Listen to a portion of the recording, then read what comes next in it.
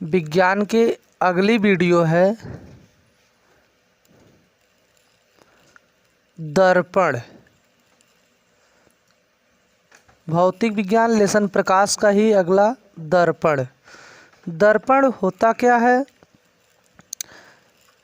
किसी कांच के प्लेट के एक भाग पर पॉलिश कर दिया जाए तो इसका दूसरा तल परावर्तक बन जाता है, जिसे दर्पण कहते हैं। दर्पण आपके दो प्रकार के होते हैं। पहला है समतल दर्पण। जैसे समतल या कांच का प्लेट है, इसके एक भाग पर पॉलिश कर दिया गया तो इसका दूसरा तल जो है परावर्तक तल हो जाता है। परावर्तक तल, जिसे समतल दर्पण कहते हैं। समतल कांच के प्लेट के एक भाग पर पॉलिश कर दिया जाए, दूसरा भाग परावर्तक हो जाता है, जिसे हम समतल दर्पण कहते हैं। दूसरा दर्पण होता है गोलीय दर्पण। गोलीय दर्पण। अब गोलीय दर्पण किसी गोलीय कांच के एक भाग पर पॉलिश कर दिया जाए तो दूसरा भाग परावर्तक हो जाता है, जिसे हम गोलीय दर्पण कहते हैं। गोलीय दर्पण के आपके दो पार्ट होते हैं। पहला होता है अवतल दर्पण, दूसरा होता है उत्तल दर्पण। अब अवतल दर्पण क्या है? खोखले गोले का कटा हुआ वह भाग जिसके उभरे हुए तल पर पॉलिश कर दिया जाए तथा दबा हुआ तल परावर्तक हो जाता है, जिसे हम अवतल दर्पण कहते हैं। अब अवतल दर्पण की या मुख्य फोकस हो गई या वक्रता केंद्र। फोकस दूरी का दोगुना वक्रता केंद्र होता है। इसके बीच की दूरी या ध्रुव है पोल। दर्पण M1 M2। इसी प्रकार उत्तल दर्पण खोखले गोले का कटा हुआ वह भाग जिसके दबे हुए तल पर पॉलिश कर दिया जाए तो उभरा हुआ तल परावर्तक बन जाता है, जिसे हम उत्तल दर्पण कहते हैं।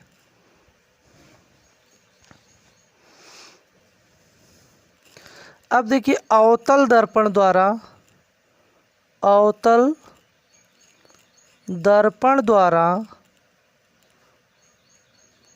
प्रतिबिंब का बनना। अवतल दर्पण द्वारा प्रतिबिंब का बनना। अवतल दर्पण द्वारा प्रतिबिंब बनाने के 3 नियम होते हैं। नंबर 1,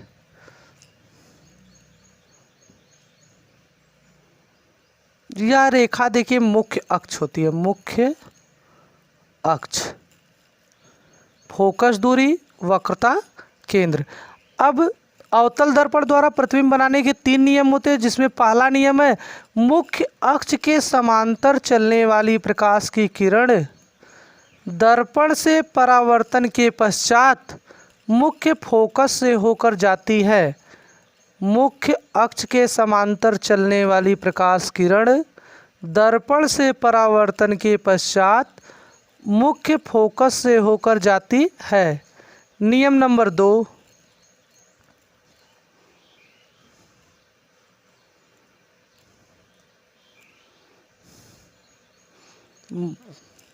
मुख्य फोकस से होकर जाने वाली प्रकाश की किरण दर्पण से परावर्तन के पश्चात मुख्य अक्ष के समांतर हो जाती है।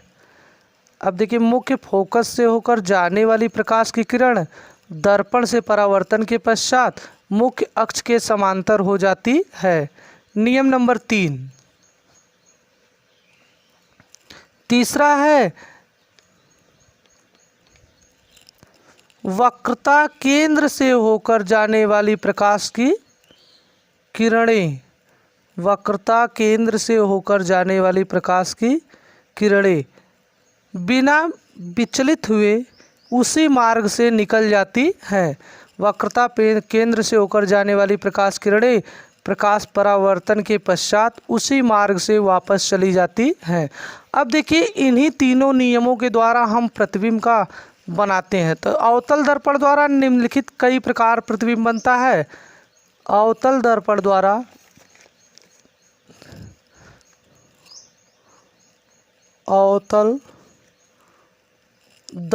द्वारा निम्न प्रतिबिंब बनता है। देखिए यह जो है परीक्षा के लिए वेरी इंपॉर्टेंट है, इसमें से एक क्वेश्चन जरूर आता है। अब पहला इसका नियम है कि यदि वस्तु वक्रता केंद्र तथा फोकस के बीच रखी जाए तो प्रतिबिंब की स्थिति। अब देखिए सबसे पहले यह है अवतल दर्पण के लिए, तो हम सर्वप्रथम अवतल दर्पण बनाएंगे एक। अब गोला प्रकार से ड्रा कर लीजिएगा अवतल दर्पण। अब इसका मुख्य अक्ष एक बीचों बीच रेखा मुख्य अक्ष होती है, जिसे यहाँ ध्रुव पोल P से प्रदर्शित करते हैं। अब जो फिट से स्केल से नाप कर जितना फोकस दूरी होती है ध्रुव से, यहाँ से जितनी फोकस दूरी, पुनः उतना ही इस फोकस दूरी से वक्रता केंद्र की दूरी। अब यह दर्पण आपका हो गया M1 और M2। अब यही देखिए कंडीशन है, यदि वस्तु वक्रता केंद्र तथा फोकस के बीच रखी जाए तो प्रतिबिंब की स्थिति। अब देखिए वक्रता केंद्र यहाँ पर है, अनंत का मतलब जिसका कोई अंत नहीं। वस्तु यहाँ पर हम रख दिए, एक पिन रखी गई है या इसी का प्रतिबिंब कहाँ बनेगा, इसकी स्थिति हमें बताना है। यही क्वेश्चन देखिए 1 नंबर का पूछा जाता परीक्षा में। अब सबसे पहला नियम आप पढ़े हैं, इसमें से तीनों नियम जो हम अभी अभी पूर्व में पढ़े हैं, जैसे पहला मुख्य अक्ष के समांतर चलने वाली प्रकाश किरण, इन्हीं तीनों नियमों में से कोई 2 नियम लगाकर हम प्रतिबिंब बना सकते हैं, चाहे जो 2 नियम। तो पहला देखिए नियम हम पढ़े थे कि मुख्य अक्ष के समांतर। अब देखिए यहाँ वस्तु से मुख्य अक्ष के समांतर चलने वाली प्रकाश किरण दर्पण से परावर्तन के पश्चात फोकस से होकर जाती है। यह हम प्रतिबिंब बनाने का प्रथम नियम में पढ़ चुके हैं। दूसरा, अब देखिए एक नियम चाहे वह फोकस से ले जाइए चाहे वक्रता केंद्र से, मतलब दोनों में से तीनों में से 2 ही नियम लगाना है। अब देखिए एक हम नियम पढ़े, वक्रता केंद्र से होकर जाने वाली प्रकाश किरण दर्पण से परावर्तन के पश्चात उसी मार्ग से लौट जाती है। दोनों परावर्तित किरणें जिस बिंदु पर काटती हैं वही हमारा बनता है प्रतिबिंब। अब प्रतिबिंब को हम दर्शा देते आई डैश इमेज, और वस्तु को दर्शाते ओ डैश ऑब्जेक्ट मतलब वस्तु। अब देखिए प्रतिबिंब की इसकी स्थिति लिखना है, तो हम लिखेंगे क्या स्थिति, देख लीजिए स्थिति क्या लिखा जाएगा। अब बना कहाँ है, फोकस और वक्रता केंद्र के बीच। पहली स्थिति हो गई प्रतिबिंब फोकस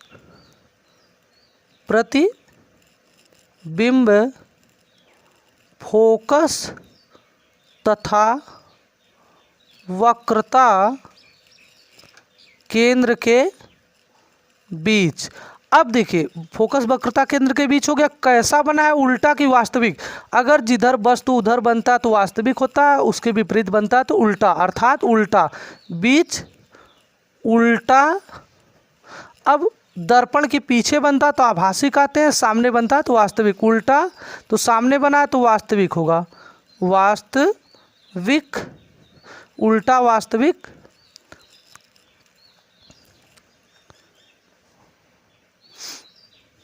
उल्टा हो गया वास्तविक और वस्तु फोकस तथा वक्रता केंद्र के बीच।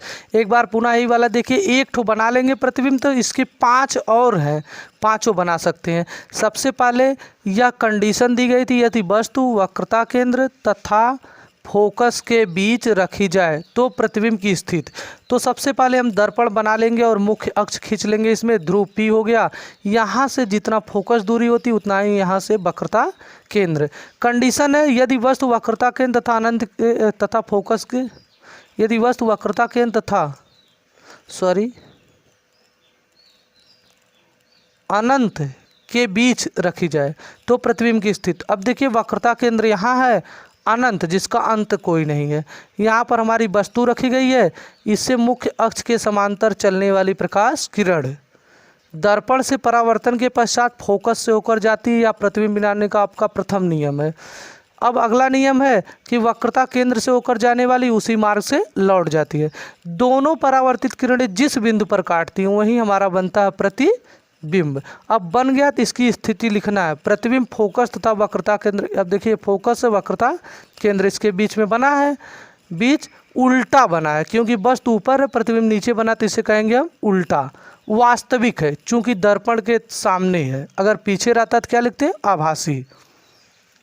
अब इसका देखिए दूसरा कंडीशन होता है यदि वस्तु वक्रता केंद्र पर हो, यदि वस्तु वक्रता केंद्र पर हो।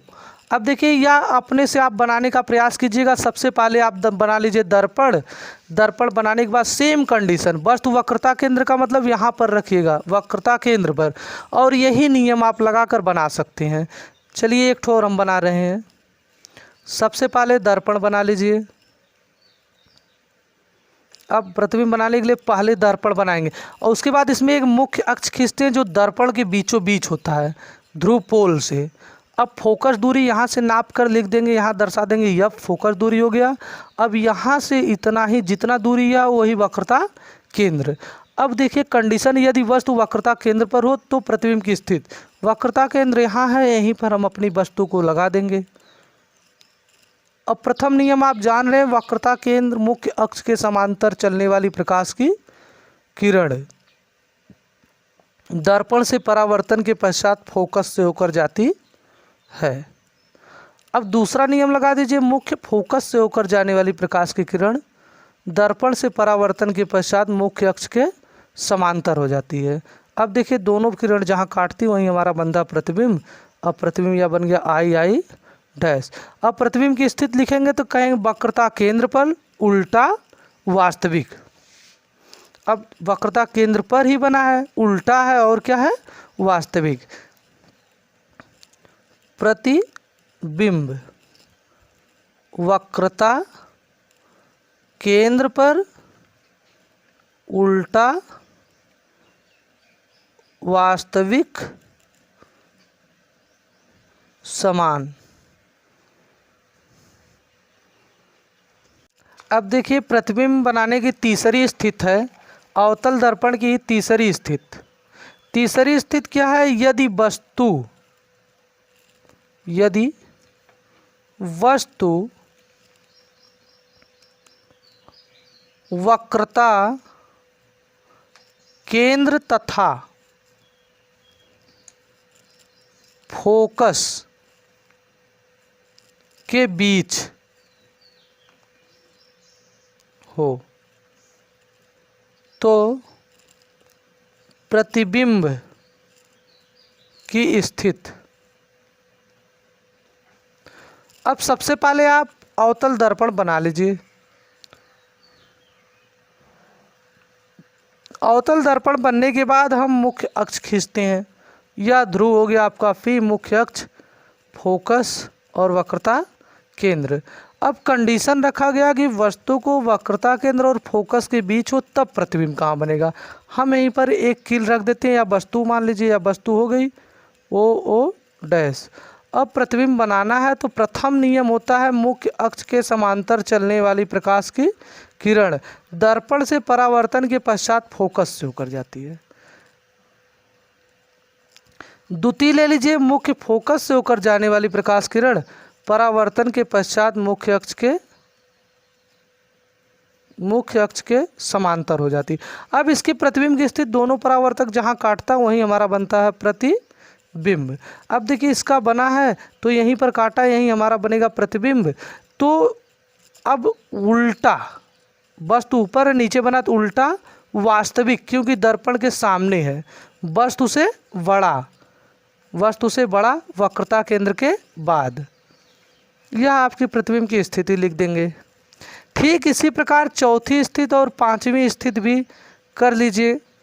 यदि चौथी स्थिति होगी, आप नोट करिए, यदि वस्तु वक्रता केंद्र, यह थी तीसरी, यदि वस्तु फोकस पर रखी जाए तो प्रतिबिंब की स्थिति क्या होगी। यदि वस्तु फोकस पर हो तो प्रतिबिंब की स्थिति क्या होगी। और आखिरी है पांचवी कि यदि वस्तु ध्रुव और फोकस के बीच हो तो प्रतिबिंब की स्थिति क्या होगी। ये पांचों स्थितियां अवतल दर्पण द्वारा प्रतिबिंब बनाने की है। अवतल दर्पण द्वारा इन पांचों स्थितियों द्वारा प्रतिबिंब हम बना सकते हैं या बनाया जा सकता है। ठीक, अब चलते हम अगला